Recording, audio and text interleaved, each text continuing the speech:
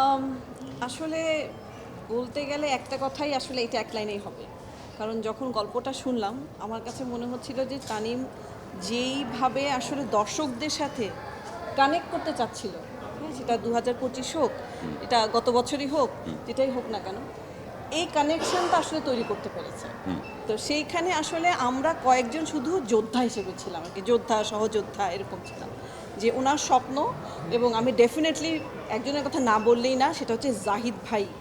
হ্যাঁ, মানে উনি আসলে এত বেশি আম, পুরা জায়গাটাকে ওই, আমার তো মনে হয় উনি আসলে 90 থেকে 25 পর্যন্ত আমাদের সবাইকে সবাইকে টেনে টেনে টেনে টেনে, মানে হি ওয়াজ দ্য, কি বলবো, হাব, দ্য কানেকশন হাব।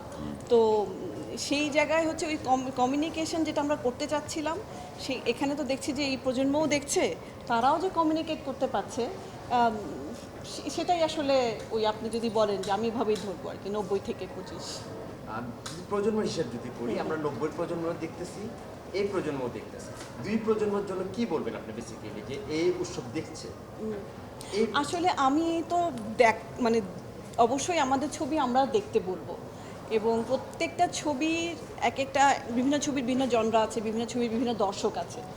কিন্তু সামহাও আমার খুব ভালো লাগছে এটা ভেবে যে অনেক জেনারেশনের যারা আছে তারা আমাদের ছবিটা পছন্দ করছে।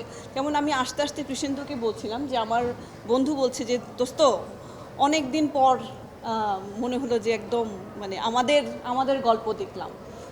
ওর ছেলেকে আনতে চাচ্ছিল, তো আসলে আসতে রাজি হচ্ছিল না।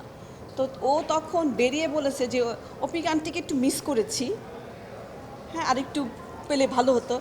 কিন্তু ওর মাকে ধন্যবাদ জানালো যে মা, তুমি যদি আমাকে আজকে না নিয়ে আসতে, তোমরা আসলে কোন সময়টায় কত সুন্দর সহজ ছিলে, সেটাই যে এত বলো বকা দিয়ে আমাদের সময় এরকম হতো, ওইটা এই ছবিটা না দেখলে বুঝতে পারতাম না।